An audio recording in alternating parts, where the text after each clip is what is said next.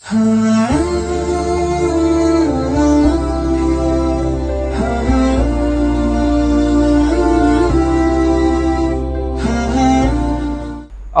मिनश्शैतानिर्रजीम बिस्मिल्लाहिर्रहमानिर्रहीम अल्लाहुम्मा सल्लि अला फ़ातिमा व अबीहा व बालिहा व बनीहा वस्सिर्रिल मुस्तौदियन फ़ीहा तवीला बिरहमतिका या अरहमर राहिमीन अल्लाहुम्मा सल्लि अला मुहम्मद व आलि मुहम्मद।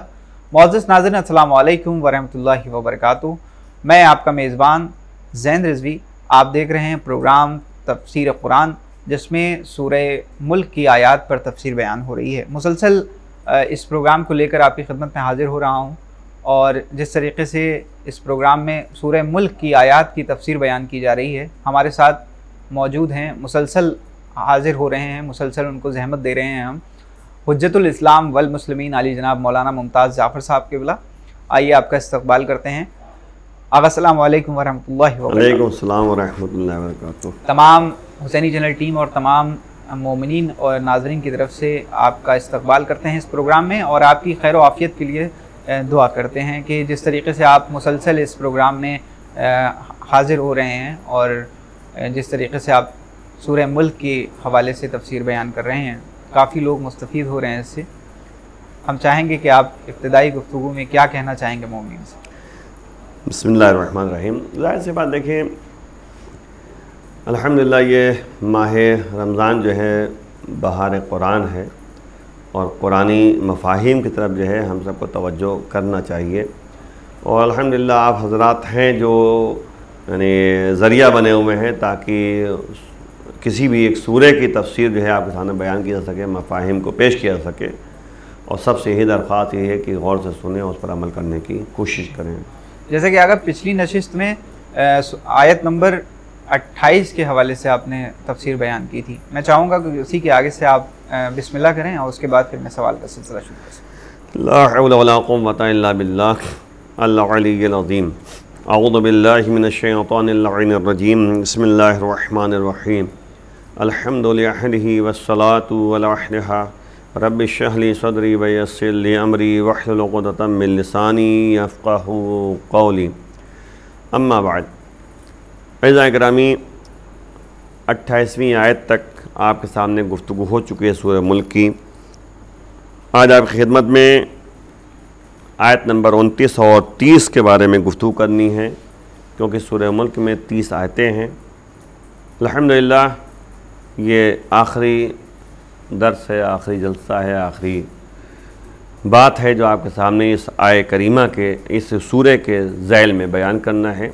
तो आयत नंबर 29 और 30, कुल हुवर्रहमानु आमन्ना बिही व अलैहि तवक्कलना फसतअलमूना मन हुवा फ़ी ज़लालिम मुबीन। तो आयत नंबर 29 में परवरदिगार जो है मुतवज्जे कर रहा है और अपने हबीब से कह रहा है, कुल, ए मेरे हबीब कह दीजिए कि वही खुदाए रहमान है जिस पर हम ईमान लाए हैं और उसी पर हमारा भरोसा है। फिर अनकरीब तुम्हें मालूम हो जाएगा कि खुली हुई गुमराही में कौन है। यानी अब जो है, जैसे आजकल होता नहीं है, आजकल भी तो ये सूरत हाल है कि बाद लोग समझते हैं कि हम हक पर हैं, हम जो कहें वही है, सब सही है। तो अल्लाह ने पहले ही ये जवाब दे दिया। वो माइंड जो उस ज़माने में माइंड था ना, जो इंसान के जहन में बात आती थी, जहानत जो थी, वही जहानत आज भी जो है दुनिया के दरमियान मौजूद है। अफराद जो है बहरहाल ज़ाहिरी तौर पे जो है ईमान लाने का मतलब ये नहीं होता कि दिल की गहराइयों से जो है मतालिब को ना समझ सके। देखिए, इसीलिए मोमिन उसे कहते हैं जो ज़ाहिर है वही बातिन है, जो बातिन है वही ज़ाहिर है। वो मुनाफिक होता है जो ज़ाहिरी तौर पे अपने को अहले ईमान में शुमार करे, अंदर से जो है दीन की मुखालफत में लगा रहे, दिल में जो है ये लगा रहे कि किसी तरह दीन के हम काट में काम करें। नहीं, तो यही जवाब यहाँ पर दिया जा रहा है। परवरदिगार कह रहा है कि बात को आगे बढ़ाते हुए परवरदिगार आलम फरमाता है कि खुदावंद रहमान है जिस पर हमारा मुकम्मल ईमान है। ऐ मेरे हबीब कह दीजिए, यानी अल्लाह कह रहा है कि मेरे हबीब बता दीजिए कि खुदा रहमान पर हमारा ईमान है और उसी पर हमारा मुकम्मल भरोसा है, और तुम बहुत जल्द जान जाओगे कि खुली हुई गुमराही में कौन है। यानी बताना चाह रहा है परवरदिगार कि तुम सब के सब जो है, जो एतराज करते हो नबी पर, जो एतराज करते हो कुरान पर, अल्लाह की बात पर एतराज करते हो, गुमराह तुम लोग हो, तुम गुमराही में हो।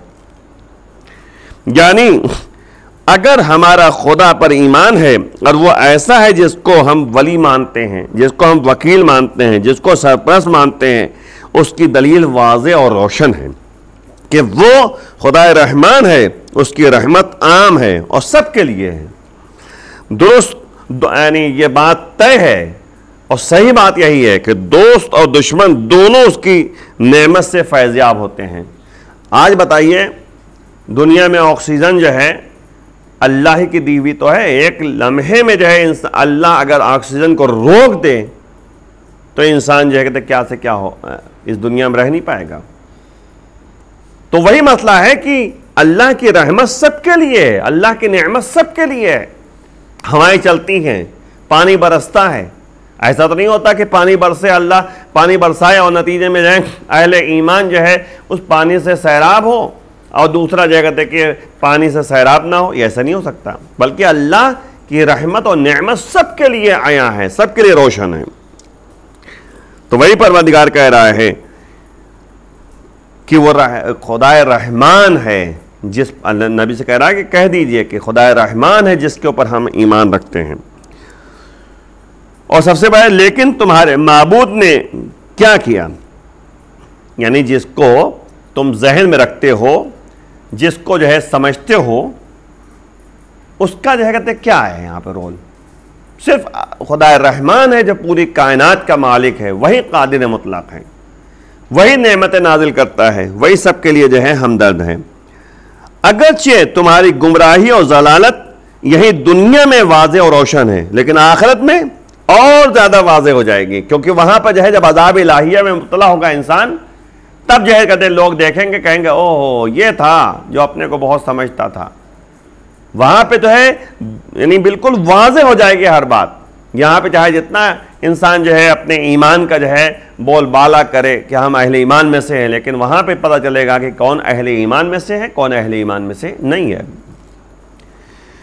यह आयत पैगंबर और मोमिन के दिलदारी के तौर पर है। दिलदारी का मतलब नहीं अल्लाह दिलदारी कर रहा है कि तुम परेशान ना हो, तसव्वुर ना करो, हक और बातिल की लड़ाई में सिर्फ और सिर्फ जो है तुम तन्हा नहीं हो, बल्कि अल्लाह खुदा मेहरबान वो तुम्हारा मददगार है। आखिरी आयत रहमत आम की मिज़दाक के तौर पर है कि बहुत से लोग उससे गाफिल हैं। परवरदिगार कहता है, यानी ये 29वीं आयत थी जो मैंने आपके सामने बयान किया कि अल्लाह ने कहा कि अब मेरे हबीब आप कह दीजिए, इनको समझा दीजिए हमारा ईमान खुदा रहमान पर है और उसी पर हम भरोसा करते हैं। और जिस पर इंसान भरोसा करता है, इसीलिए आप देखिए माह रमज़ान की दुआओं में अगर आप गौर करें तो मुख्तलिफ दुआएं हैं। उन दुआओं में यही एक जुमला है कि परवरदिगार हम मैं तुझसे तलब करता हूं, अब तुझसे ही मदद तलब करता हूं और मेरा सवाल तुझसे है, तेरे अलावा कोई देने वाला नहीं है, मेरा भरोसा तुझ पर है, कौन हमारी मदद करने वाला है। तो ये सब दुआओं के ज़िम्न में तमाम बातें बयान की गई हैं। वक्त नहीं है कि तमाम दुआओं का सिलसिला आपके सामने पेश किया जाए। अब 30वीं आयत आप गौर से देखिए, कुल अरायतुम इन अस्बहा माअकुम गौरन फमन यातिकुम बिमाइन मईन। कुल अरायतुम, अब देखिए ये भी जो है कुल के जरिए खिताब है, क्या मेरे हबीब आप कह दीजिए कि इन अस्बहा माअकुम गौरन फमन यातिकुम बिमाइन मईन। आप कह दिए कि तुम्हारा क्या ख्याल है अगर तुम्हारा सारा पानी जमीन के अंदर जज्ब हो जाए। बहुत गौर से सुनिएगा, ये अल्लाह अपनी रहमत और अपनी बरकत की तरफ जो है मुतवज्जे करना चाह रहा है। सारा पानी जमीन के अंदर जज्ब हो जाए तो तुम्हारे लिए चश्मे का पानी बहाकर कौन लाएगा। यानी तमाम पानी जो है अगर जमीन में दफन हो जाए तो कौन पानी लाने वाला है। मईन जारी पानी को कहते हैं जो जाहिरन पानी आपके सामने मौजूद है, यानी जिसे आंखें देख सकें। और सबसे अहम मसला है कि हम जानते हैं कि जमीन में दो तरह की बातें पाई जाती हैं, गौर कीजिएगा। दो तरह की बातें जमीन के अंदर है। सलाहियत देखें, अच्छा आप गौर करें कि जमीन एक ऐसी चीज है जो अल्लाह की मखलूक है, इसमें आप गौर करें कि अल्लाह ने किस तरह से जमीन को पैदा किया है। जमीन के अंदर सलाहियत है पानी को जज्ब करने के लिए, और जमीन के अंदर सलाहियत है पानी को ऊपर रखने के लिए। आप देखिए, चश्मा जब जारी होता है तो पानी जमीन के ऊपर से बहता है, लोग पानी का इस्तेमाल करते हैं। नहरें जारी करके पानी बहता है, वो खेतों में जाता है ना, जमीन के ऊपर से। और बारिश का पानी देखिए आता है, इतना पानी बरसता है, सब जमीन में जज्ब हो जाता है पानी, ठीक है ना। कुछ जगह रुकता है, कुछ जगह जज्ब हो जाता है। तो अब आप देखिए इसका रीजन क्या है। अगर सिर्फ जो है जमीन के अंदर सलाहियत होती जज्ब करने की, तो पानी सब जो है जमीन के अंदर जज्ब हो जाता, दुनिया में पानी ना होता, फिर इंसान जो है पानी के जरिए सिंचाई ना करता, है ना। जैसे डैम बनाया जाता है पानी रोकने के लिए, है ना, नहरें जारी की जाती हैं, नालियां बनाई जाती हैं खेतों में ले जाने के लिए, है ना, तमाम चीज़ें। कुआं खोदा जाता है कि अगर कुएं के अंदर पानी जो मौजूद है वही पानी अंदर चला जाए। आज चलिए कहते हैं कम से कम जो है समरसेबिल वगैरह के जरिए, हैंड पाइप के जरिए पानी इंसान निकालता है। तो अगर सिर्फ जज्ब करने की सलाहियत होती तो हैंड पाइप के अंदर पानी ना आता, पानी जो है उसके अंदर क्या नाम समरसेबिल से जो है पानी निकल कर ना आता। तो ये सब जो है अगर सिर्फ जज्ब करने की सलाहियत होती तो जमीन अपने अंदर तमाम पानी को जो है जज्ब कर लेता, फिर इंसान जो है ना खेती कर सकता था और ना ही जो है पानी पी सकता था। अगर सिर्फ जो है यह सलाहियत हो कि जमीन जो है जज्ब ना करे बल्कि ऊपर ऊपर पानी रहे, गौर कीजिएगा, तो क्या होता है, सैलाब आ जाता। पानी अगर जज्ब ना होता तो हर तरफ पानी ही पानी नजर आता। जिस तरह बात जगह जो है होता है कि पानी जो है रुका रहता है, बहुत धीमे धीमे पानी जो है खत्म होता है, बात जगह आप देखिए होता है। तो अब ये सब तमाम चीजें जो हैं गौर करने का अल्लाह की नेमतों की तरफ तवज्जो दिलाई जा रही है कि जमीन को अल्लाह ने पैदा किया तो उसमें जज्बाबियत पाई जाती है और नतीजे में जो है उसके अंदर सलाहियत पाई जाती है, यानी पानी को ऊपर रोकने की।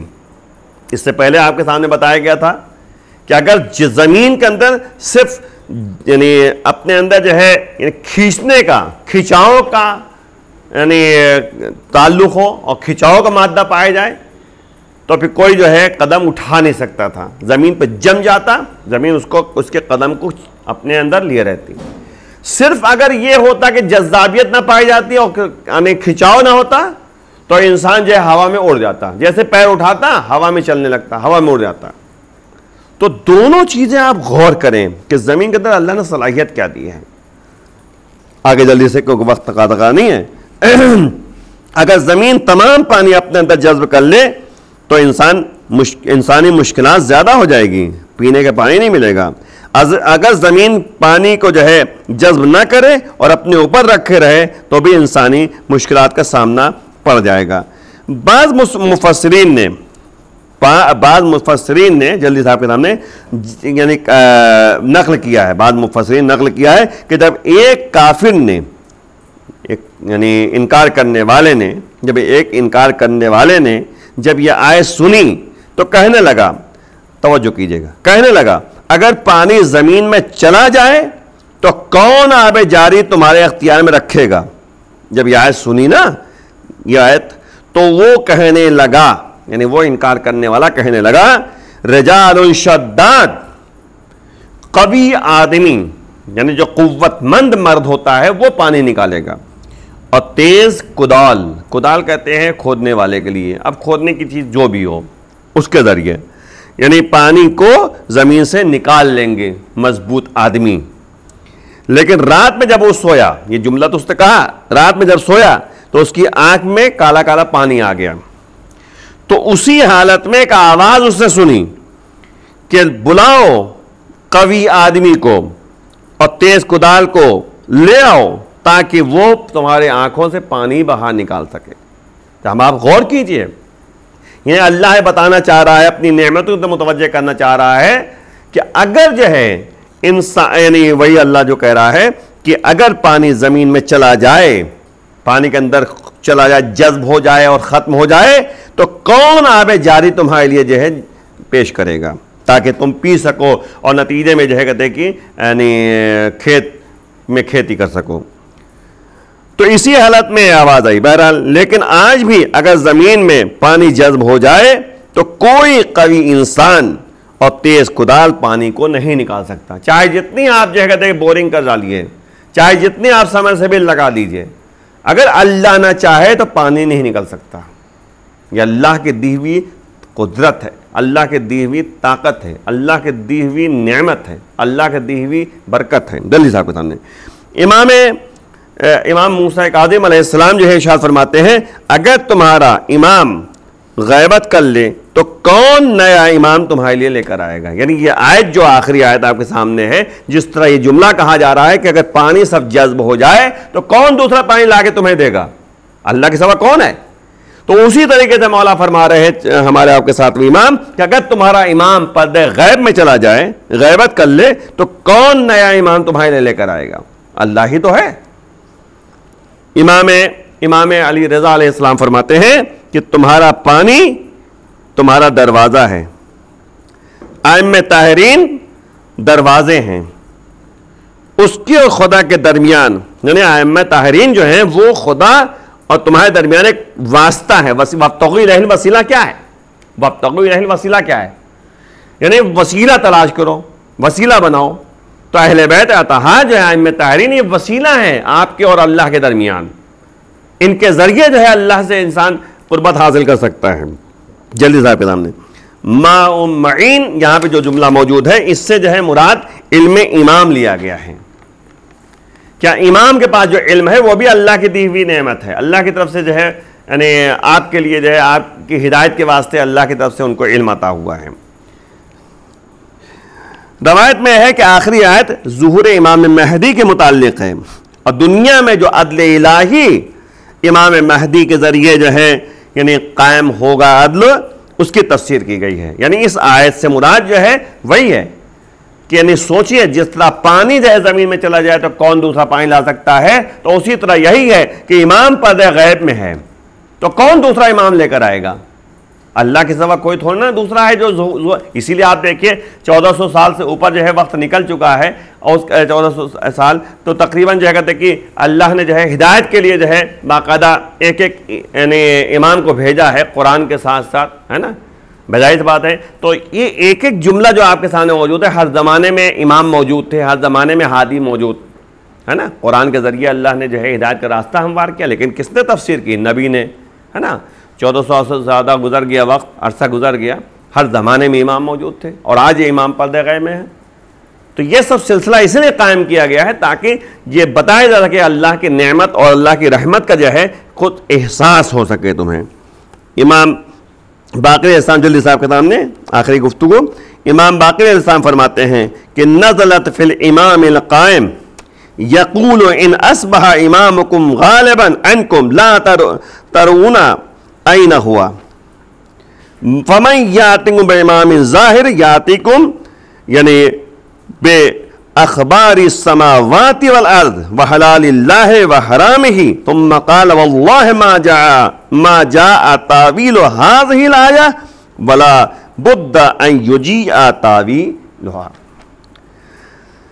बहरहाल जाए जल्दी से आपके सामने तर्जुमा पेश कर दें ताकि बात आ जाए। इमाम बाक़िर अलैहिस्सलाम इरशाद फरमाते हैं कि इमाम कायम यानी 12वें इमाम में बहरहाल जो कहते ये आयत नाजिल हुई है, नज़लत ये आयत जो है 12वें इमाम के सिलसिले में नाजिल हुई है, आखिरी वाली आयत कि इमाम कहेंगे कि अगर जो है तुम्हारा इमाम गालिबन अनकुम ला तरऊना ऐना हुआ, गायबन अगर जो है तुम्हारा इमाम जो है जो गायब है ना, पर्दे गैब में है और तुम जो है जानते ही नहीं हो, तुम देख नहीं पा रहे हो कि कहाँ है वो इमाम। जाहिर सी बात है पर्दे गैब में तो क्या मतलब है, देखिए यहाँ जुमला बीच में कहता चलूँ ताकि दिमाग में आ जाए कि हमारे और इमाम के दरमियान एक पर्दा हायल है। इमाम हमें देखते हैं लेकिन हम इमाम को नहीं देख पाते, ये पर्दे गैब। यानी इमाम को हम नहीं देख पा रहे, इमाम हमको देख ले रहे हैं। तो इमाम हिदायत का रास्ता दिखा रहे हैं, हमें जो है ईमान रखना है। तो वही मतलब है कि कहां है इमाम तुम्हें पता है, इसलिए आप दुआए नुतबा जब पढ़ते तो क्या कहते हैं, कब वो सुबह शाम मैसर होगी जब हम शरबत दीदार से सैराब होंगे, आपके शरबत दीदार से हम सैराब होंगे। फमैयातिकुम इमाम ज़ाहिर, कौन लेके आएगा इमाम ज़ाहिर को? जब इमाम गायब हो जाएगा तो कौन लेकर आएगा? इमाम ज़ाहिर, जो लेकर आए ज़मीन और आसमान की खबरों को तुम्हें बयान करे, हलाल खुदा को बयान करे, हराम खुदा को बयान करे। तुम मकाल, उसका कहा वल्लाह मा जा तावील हाज़िल आया, यानी इस आयत की जय तावील नहीं आई, जो भी है वो यही है कि उसकी तावील आएगी। यानी क्या मतलब आएगी? आएगी का मतलब यह है कि जब इमाम जाहिर होंगे, यानी इस आयत का जो है मिस्दाक इमाम के ज़ुहूर के बाद तुम्हें नजर आएगा। क्योंकि जब इमाम पर्दे गैब में है तो इमाम जो है पर्दे गैब में, तो अब बताइए कौन इमाम लेकर आएगा? कोई इमाम ला सकता है? वैसा इमाम जो है अल्लाह की तरफ से आते हैं, तो भाई पर्दे गैब में है, वो हमें देख रहे हैं, हम उनको नहीं देख रहे हैं। तो अब जाहिर सी बात है कि हमें समझने को कोशिश करनी चाहिए कि यह अल्लाह की दी हुई नेमत है, इसी ईमान को ईमान में पुख्तगी पैदा करना चाहिए, मजबूती पैदा करना चाहिए। तो नाज़रीन, एक बार फिर मैं आपकी खिदमत में हाजिर हूँ। जैसा कि आप समाअत फरमा रहे थे सूरह मुल्क की आयत नंबर 29 और 30, क्योंकि सूरह मुल्क में आयत नंबर जो 30 है वो आज पूरी तरीके से मुकम्मल हो चुकी है, यानी ये प्रोग्राम अपने पाए तकमील तक पहुँच चुका है। जैसा कि इस वक्त माह मुबारक रमज़ान की आखिरी रातें चल रही हैं, हम तमाम नाजरीन से ये गुजारिश करेंगे कि जितना ज़्यादा इस्तग़फ़ार हो सके इबादत में मशगूल रहिए और अपने आप को उस हकीकी बारगाह में हाज़िर करने के लिए तैयार कीजिए।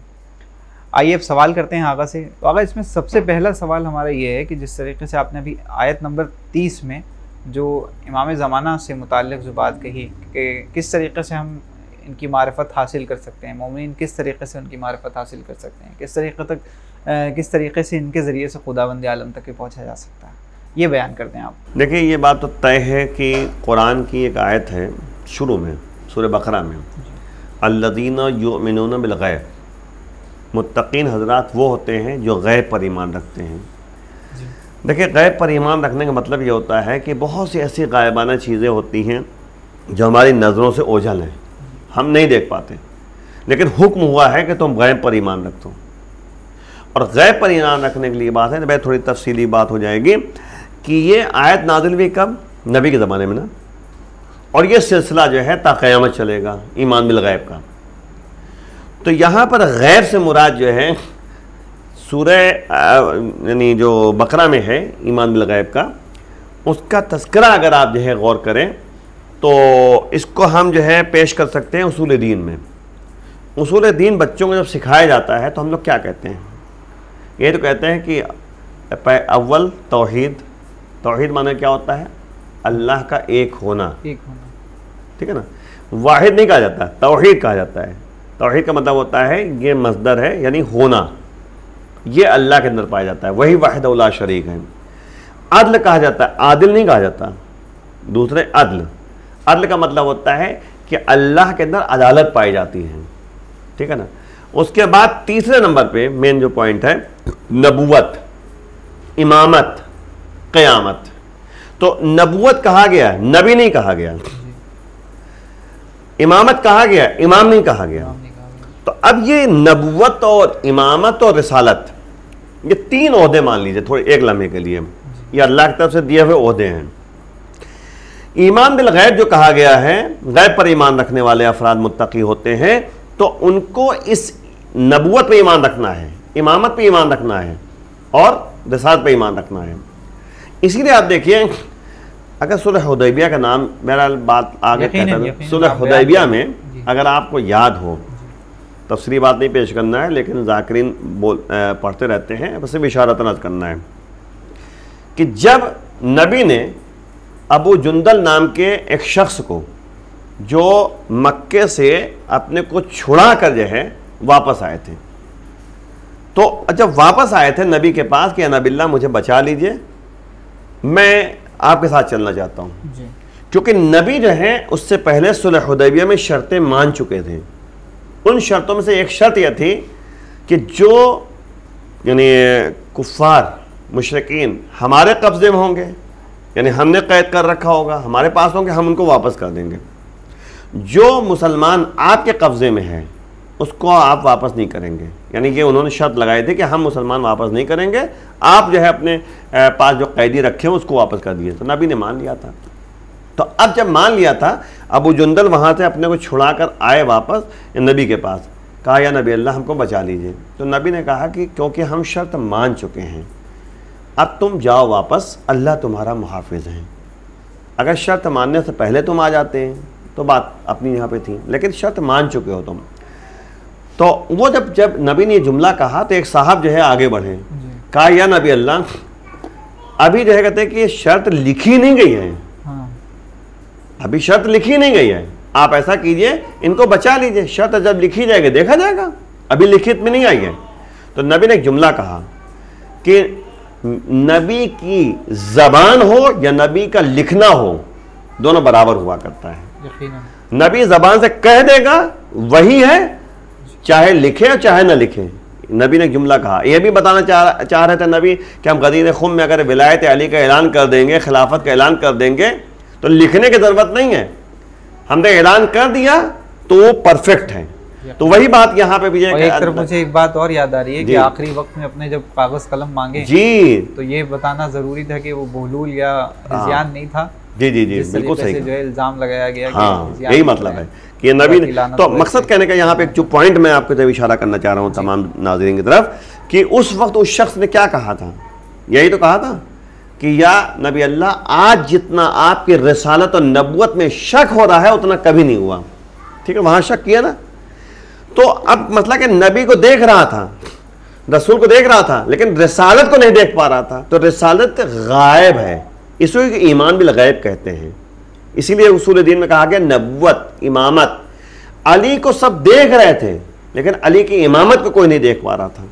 तो अली की इमामत पे यकीन जो है करना मेन मसला, इसी को ईमान बिल गैब कहते हैं। तो आज इमाम हमारा पर्दे गैब में है, तो इमामत को जो है, जो इमाम के पास इमामत है उस पर ईमान रखना हमारा फरीजा है, क्योंकि नबी पहले कह चुके हैं और उसके बाद कुरान जिंदा है, तो उसी 12वें इमाम उसके जो है वारिस हैं, इसलिए जो है कुरान अपनी खबर बाकी है। वरना कुरान में तो हेरा फेरी पहले की जा चुकी, करने की कोशिशें की गई, लेकिन कुरान में हेरा फेरी कोई नहीं कर पाया। तो क्योंकि इमाम पर्दे गैब में है, इमाम वारिस मौजूद है, तो किसी में हिम्मत नहीं है कुरान में ज़रा से अदल बदल कर सके, कुछ बदलाव ला सके, कुछ बढ़ा सके, घटा सके, ये सब कुछ नहीं। इमाम जो है मुहाफिज है, इसे अल्लाह ने कहा कि हम 1400 साल पहले ही वाज़े हो चुका था कि देखो तुम ना इसमें कुछ हर्फ बढ़ा सकते हो ना घटा सकते हो, क्योंकि कुरान खुद ही कह रहा है कि हमने कुरान को नाजिल किया, हमें कुरान के मुहाफिज अल्लाह कह रहा है। तो ईमान जो है हमारा इमाम पर ये होना चाहिए, जिस तरह नबी ने कहा है कि मम्मात वलम यअरिफ इमाम ज़मानी माता भी मीततन जाहिलिया, जो मर जाए अपने ज़माने के इमाम को ना पहचान सके वो उसकी मौत जाहिलियत की मौत होगी। तो भैया इमाम को ढूंढना है मुझे, आज इमाम पर्दे गैब में है, कहाँ है इमाम, ढूंढना है हमको मार्फत हासिल करनी है, हमको इमाम को पहचानना है। पहचानने का बेहतरीन जरिया यह है कि इमाम ने जब उलमा के हवाले कर दिया है तो उलमा के जरिए हम इमाम तक पहुंचेंगे, तभी तो इमाम को पहचान सकेंगे। क्योंकि उलमा जो है बताएंगे कि हाँ 4 नायबीन थे, नायबीन बताएंगे कि हाँ इमाम पर्दे गैब में है, और वाक़यात हमारे पास जो है बाकायदा उलमा के पास मौजूद है। इसीलिए आप देखिए यानी शेख मुफीद मामूली जो है आलिम दीन नहीं थे, बाकायदा जो है हर ज़माने में इमाम ने है उलमा से मुलाकात भी की है और इमाम ने ख़त भी लिखा है। तो आप देखिए कि इमाम बताना चाह रहे हैं कि तुम्हारी तमाम कते की जो एक्टिविटीज़ है, तुम्हारा जो काम है, उसको सब मैं देख रहा हूँ, तुम क्या कर रहे हो। और इमाम जो है वक्तन फ़वक्तन जो है मदद भी करते रहते हैं। तो शेख मुफीद जो है उनकी जो है बाकायदा मदद की, उन्होंने जो है ख़त लिखा इमाम ने बाकायदा शेख मुफीद को कि तुम जो है कहते कि अपना फतवा देते रहो, जहाँ कहीं गलती होगी हम तुम्हारे मददगार हैं, हम उसको सही करेंगे। जिस तरह वो वाक़या अगर आपको याद हो कि शेख मुफीद के बाद एक शख्स आया, कहा कि जनाब वो एक औरत का इंतकाल हो गया है, उसके शिकम में बच्चा है जी, हम क्या करें। तो शेख मुफीद ने कह दिया कि जाओ ऐसे दफना दो। उन्होंने गुस्ल दिया, कफन पहनाया, दफनाने चले गए। कब्रिस्तान जब पहुँचे तो एक शख्स तेज़ी से पहुँचे, कहा कि ऐसा करो कि इसके शिकम को चाक करो, इसमें से बच्चा निकाल लो और उसके बाद दफनाओ। तो उसको लेके गए और जाकर जो है शिकम चाक किया, ज़िंदा बच्चा निकला और उसको दफना दिया गया। लोग समझे कि ये शेख मुफीद ने भेजा है कि जाओ, कहते हैं कि पेट चाक करके बच्चे निकाल दो। लोग जो है शेख मुफीद के पास पहुँचे, जाके पहुँचने के बाद जो है शुक्रिया अदा करने के लिए कि जनाब आपने बहुत अच्छा किया जो फतवा बदल दिया था, और बच्चा निकाल लिया गया, ज़िंदा सलामत है। अब ये सोच रहे हैं कि मैंने तो यार दोबारा, हमने कोई मतलब कि फतवा तो दिया नहीं था, एक बात कह दिया था कि जाओ दफना दो। अब ये सर झुका के बैठे हुए हैं, ये लोग चले गए। तो उन्होंने क्या किया कि दरवाज़ा बंद कर दिया अपने घर का, और ये दिल में इरादा कर लिया, अपने से कहा कि अब फतवा नहीं देंगे हम कुछ, अब जो है कोई इज्तिहाद नहीं करेंगे, इज्तिहाद हम नहीं करेंगे। तो ये कहकर जो है वो घर में बंद हो गए, उन्होंने अपने को बंद कर लिया, कहा कि नहीं, दरवाज़ा बंद कर दिया, अब कोई नहीं, क्योंकि इतनी बड़ी गलती मुझसे हो रही थी। वो समझ गए थे इमाम की जो है मदद है। तो इमाम ने बाकायदा ख़त लिखा, खुतूत मौजूद है इमाम की मतलब किताबों में आपके। तो इमाम ने लिखा कि शेख मुफीद, तुम मेरे नज़दीक काबिल एतमाद हो, तुम हमारे लिए जो है कहते कि यानी हम तुम्हारे लिए मददगार हैं, तुम फतवा देते रहो, तुम्हारी गलती जहाँ पे होगी हम तुम्हें मदद करेंगे। तो आप देखिए ऐसे इमाम जो है कहते हैं कि नाजिर थे, नज़र यानी दिक्कत से जो है मसाइल को देख रहे थे। तो ऐसा नहीं है कि इमाम हमें नहीं देख रहे हैं, हम इमाम पर्दे गैर में तो कोई काम नहीं उनका, नहीं, वो बाकायदा हिदायत का रास्ता हमवार करते हैं, नायबीन के ज़रिए किया, उलमा के ज़रिए कर रहे हैं।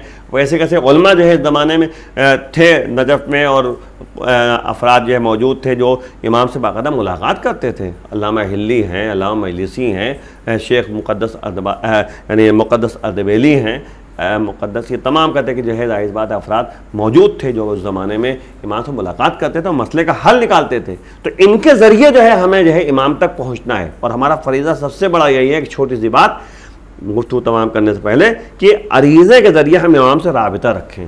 इमाम जो है बाकायदा हमारी बात सुनते हैं, हमारे नाम आमाल हर शब जुमा जो है इमाम की खिदमत में पेश किए जाते हैं।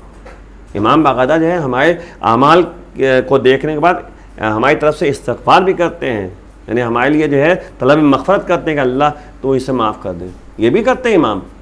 लेकिन बधाई से बात है कि इमाम रंजीदा भी होते हैं कि हमारा चाहने वाला जो है गुनहगार है, हमारा चाहने वाला जो है नेक अमल नहीं कर रहा है, मतलब इस तरह से भी होता है। तो हमें बाकायदा कदम आगे बढ़ाना है इमाम की सीरत को पेश नज़र मार्फत के साथ। लेकिन वही इमाम की मार्फत ज़रूरी है। इमाम की मार्फत कैसे होगी? उलमा के ज़रिए। उलमा बताएंगे कि कैसे जो है इमाम तक पहुँचना है। ये मतलब है तक़लीद का मामला यहीं से तो आता है, उलमा से राबते का मतलब तक़लीद का मसला। इमाम ने कहा नहीं कि अगर यानी उलमा के कुछ ऐसे उलमा हों जिनके अंदर जो है ये तमाम सिफ़तें पाई जाती हों जो ख्वाहिशात नफ्सानिया का मुखालिफ हो, है ना, अपने मौला के अम्र की इताअत करता हो, दीन की हिफाजत करता हो, अवाम के लिए ज़रूरी है कि उसकी तक़लीद करे। तो तक़लीद के लिए इमाम ने बाकी पहले कह दिया। तो मर्ज तक़लीद का मतलब यही है कि दुनिया में सबसे ज़्यादा इल्म जो रखता है उसकी बात माने, उस पर अमल करें, तभी जो है इंसान की ज़िंदगी खुशगवार हो सकती है। तो उन्हीं के ज़रिए इमाम की मार्फत हो सकती है। और जाहिर सी बात है कि इमाम ने यही तो कहा कि पर्दे गैब में रहकर तुम्हारी हिदायत का रास्ता वैसे ही मैं जो है बरकरार रखता हूँ जैसे बादलों के पीछे सूरज रहकर तुम्हें रोशनी देता है। तो हमें बाकायदा समझना चाहिए। अगर हम शुक्रगुज़ार हैं आपके कि आपने मुसलसल वक्त दिया है और जिस तरीके से मोमिनीन इससे मुस्तफ़ीद हुए हैं। सूरह मुल्क की आयत पर जो आपने तफसीर बयान की, आज आखिरी एपिसोड था इसका, और हम चाहेंगे कि तमाम मोमिनीन की और तमाम हुसैनी चैनल टीम की तरफ से आप खैर व आफ़ियत के लिए दुआ करते हैं। हम वैसे परवरदिगार ने जो है आप लोग को ज़रिया बनाया है, आप बाकायदा मुस्तकिल जो है ज़हमत में लगे हुए हैं और ज़हमत उठा रहे हैं। आप सबको अल्लाह खैर आफ़ियत के लिए रखे और उसका खैर यानी जज़ाए खैर अता फरमाए। दुनिया और आखिरत दोनों के लिए जज़ाए खैर होना चाहिए, दुनिया में भी और आखिरत में भी। और उसके अलावा जो है यानी जो पैगाम हमारा यही है, यानी तमाम कहते हैं कि अफराद जो देख रहे हैं, नाज़रीन जो शुरू से देख रहे हैं प्रोग्राम को, गौर से उसको पढ़ें और गौर से सुने। और नतीजे में जो है अगर आप देखें तो सूरह मुल्क में जो है शुरू में अल्लाह की हाकिमियत और उसकी कुदरत का तज़किरा किया गया और आखिर में अल्लाह ने अपनी रहमानियत का तज़किरा कर दिया। तो कादरियत और हाकिमियत और रहमानियत इसको बाकायदा मिलाएं कि अल्लाह, हमें यह ज़हन में रखना है कि अल्लाह कादिर है, मुतलक है, अल्लाह हाकिम है और अल्लाह रहमान भी है, हमारे पर मेहरबान भी है। तो तमाम चीज़ें पेश नज़र रखना है। यकीनन वो 70 माओं की मोहब्बत के बराबर की मोहब्बत अपने बंदों से करता है। जी जी, वो रहमान भी है, रहीम भी है, 99 करीम गुनाह भी जो है। यकीनन। जी जी, आगा इंशाल्लाह हम आपसे फिर मुलाकात करेंगे और अब चाहेंगे इजाज़त आपसे, अपने नाज़रीन की तरफ से भी और अपने पूरे हुसैनी चैनल टीम। बहुत बहुत शुक्रिया आपका, आपने ज़हमत उठाई। तो नाज़रीन, ये थे हुज्जतुल इस्लाम वल मुस्लिमीन आली जनाब मौलाना मुमताज़ ज़ाफ़र साहब क़िबला, जो कि आपके रूबरू थे पिछले 30 दिन से। आगा इस माह मुबारक रमज़ान में पहली रमज़ान से लेकर और 30 रमज़ान तक आपकी खिदमत में हाजिर रहे और सूरह मुल्क की आयत पर आपने तफसीर बयान की। हम सब आपके लिए, आपकी खैर व आफ़ियत के लिए दुआगो हैं और इंशाअल्लाह इस प्रोग्राम के हवाले से खुदावंद आलम आपको अज्र देगा इसका। तो नाज़रीन, ये जो प्रोग्राम आपने देखा है इसका फ़ीडबैक ज़रूर दीजिएगा, कैसा आपको प्रोग्राम लगा। इंशाअल्लाह सूरह मुल्क की तफसीर बयान हो चुकी है, पूरी मुकम्मल हो चुका है सूरह मुल्क। अब इंशाअल्लाह आपकी खिदमत में हाजिर होऊंगा एक नया सूरह लेकर, जिसमें उसकी तफसीर बयान करेंगे आगा। तब तक के लिए देखते रहिए हुसैनी चैनल। वस्सलामु अलैकुम वरहमतुल्लाहि वबरकातुहू।